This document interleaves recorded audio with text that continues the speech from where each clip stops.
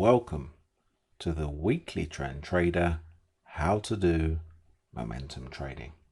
What we're going to do, as always, we're going to look at 5 momentum stocks and see how they've been getting on. Before we do that, don't forget to subscribe, to like, so that other people can find this beautiful content that we're sharing with you. 20 years of trading experience I'm giving you. Share it with your friends, because you may have those who are interested in creating a part-time income or full-time trading business, and this strategy works very well with that. Also, that notification bell, remember to switch that on, otherwise when you subscribe, YouTube will not be able to alert you to the fact that we've released the latest video, and the information I'm sharing with you is time critical information. So go ahead and hit that notification bell too. So without further ado, let's start looking at these stocks. And the first one that we're going to look at is Tesla. So here's 2 years of Tesla, but the last 6 weeks, the watchword has been increased volatility. If we look at the move, let's just look at the swing highs and the swing lows. From March, we had that swing low there. Market ran up very, very nicely to the swing high in July. We dropped back from that swing high in July, built a base at $275. Then we rang up from that swing low at $275. We ran all the way up to $500 a share, the swing high. Then we dropped back to $325, the next swing low. And then the next couple of weeks, it's just been volatile. The market's been up at 450, the market's been down at 350, back up to 450 again. It's volatile ahead of earnings season. So that's the watchword at the moment. Look at the RSI, potential pattern there, but it needs to be confirmed. If we look at the August part of the RSI there, that could potentially be ahead. Left shoulder in July, right shoulder forming in September, that's potential there. Or the market could just try and move again to the upside. It's very, very volatile, and it's not clear exactly which way this market is going to move. It's going to try to move to the upside because it's got a bullish bias. How do we know that? Well, price action's above a rising 52-week moving average. The RSI is above the 50, so it does have a bullish bias. The market may try to move higher, but we're experiencing that increased volatility at the moment. Let's have a look at Apple. So here's Apple. Again, let's look at the swing high and swing lows again. Let's look at March. We've got that swing low there. We run up to July for the swing high, drop back to $90 for the swing low. From that swing low, we run all the way up to $137 a share for the swing high. Then we drop back to $105 in September. But in the last 4 weeks, again, we've got that volatility. We've been at $115 and $105. And the market is just in a tight range for the last 4 weeks in that area. The volatility has increased. However, as we said with Tesla, this too has a bullish bias. Look at the 52-week moving average. It's rising. Look at the RSI. The RSI is above that 50 level, which means the market has a bullish bias. So it's trying to move to the upside. But the volatility, the indecision, is causing these moves to stay within this tight trading range that we're in for the last few weeks. That's Apple. Let's go and take a look at Amazon. So here's Amazon. Very interesting one here. Again, let's look at the swing low in March. We dropped down to 1600. We bounced from there all the way up to 2500 for the swing high. Then we dropped back to 2200 for the swing low. Then up to July, we get up to 3300 for the swing high. We drop back to 2900 for the swing low. Then we go all the way to 3550 for the swing high. Then what happens? We drop back to 2900 for the swing low. And then we've got this situation that we've got in the last couple of weeks, where last week we closed at 3,100 after going to a high of 3,200. So again, we've got a rising 52-week moving average this year. We've got a bullish bias. If we look at the RSI, it's above that 50 level, so there is a bullish bias there. But again, there's a potential reversal pattern if we don't break clear of the current areas. We've got 3,500, a potential head. We've got 3,200 back in June, a potential left shoulder over head and shoulders.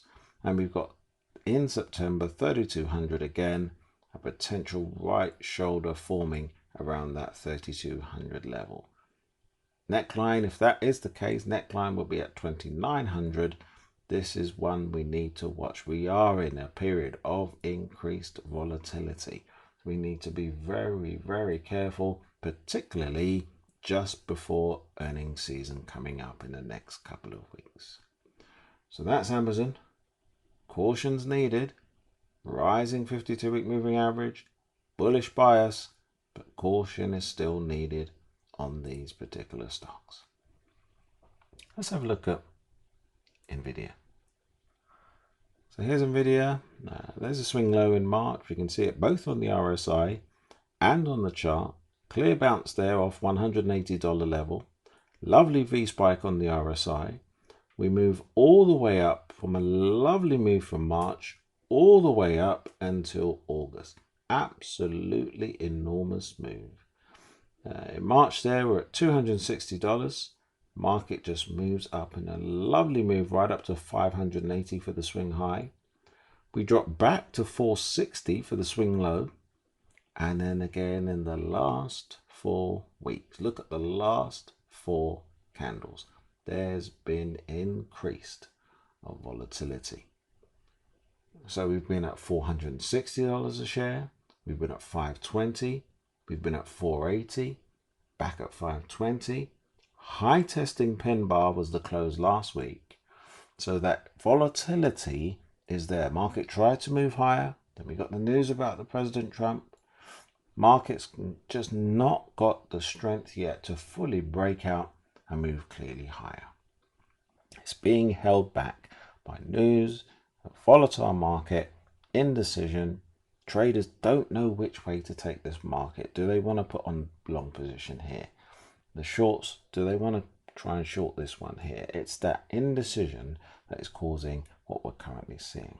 Again, on the RSI, potential reversal pattern there, only potential, but always keep your eyes open. August, potential head at the 85 level on the RSI. Left shoulder in July, just below the 80 level. And where we are here in September, again, we're almost at the same level as July. That could be a right shoulder if we do not clearly move higher this week. Then we've got an inverse head, we've got a head and shoulders pattern in place, and the market could move lower. Very, very potential interesting patterns here. But remember, the market 52-week moving average is rising. We have a bullish bias. Above the 50 on the RSI, bullish bias. However, we're at the 80 level, although stocks can sometimes move to 90, 95 and still be bullish before we get some kind of reversal. It's just very, very interesting to see how this plays out in the next couple of weeks. Let's go to AMD. So here's AMD, a little bit different to the others, but look at that swing low for March. We run up from the swing low in March. Look at the RSI, inverse head and shoulders there in March. We run up all the way to $59 where we put in a swing high. Then the market falls into this range that we can clearly see between $50 and $60 from April all the way until June. From April to June, just look at the market there. It stays between that $50 and $60 range until July, where it breaks out on that very bullish candle, that very bullish week that opens at $55 a share, breaks out of that range and closes at $70 a share. The market moves up for 1, 2, 3 weeks, puts in a swing high at $85, Then the next week, the market drops back. A couple of weeks more, we go 1, 2, and on that third week, we get all the way up to $95 a share. Market goes up, down, a lot of volatility that week, and we close the week at $82. Then the market falls back for the next couple of weeks. Again, since then, the last 2 weeks, we've fallen back to that swing low, $75 a share, but from $75 a share, we've formed a little bit of a base there, and we've gone up back to test that 85 level. Watchword again, volatility. 52-week moving average, clearly rising. RSI, clearly bullish bias. However, we're stalling, we're stagnating in the last few weeks. Look at the last 2 months. We've been between $75 and $85 for 2 months on a weekly closing basis. We've moved higher to 95, but we didn't close there. On that weekly closing basis, on the weekly closing basis, all we've been able to do is trade between $75 and $85. That just shows us that there's a little bit of indecision. There's that increased volatility, and the traders don't know which way to take this market. There's no clear conviction to take this market clearly higher or clearly lower on a closing basis. We've got to watch the close on a Friday. Where are we closing for a week? And then we'll get some direction on what the markets are doing. If you've been enjoying this now, really don't forget, subscribe, like, share, drop us your comments on how you're getting on with momentum trading. Right now, you may not be trading, you may be a little bit more cautious, but did you capture that run that came up from June? Did you capture the move from March? What have you captured? Or are you still in that learning phase? Just drop us your comments. Tell us how you're getting on with momentum trading and any trades that you've been currently taking. We always love to share in your successes. Now, I know I've been talking about things here, swing low, swing high. What does the swing low and high mean? How do you know what's the swing low and the swing high? How do you know where to buy and sell? Where do you put your stops even? I know there's a lot of stuff there. What you do, watch the strategy video. I'm going to pop it up now.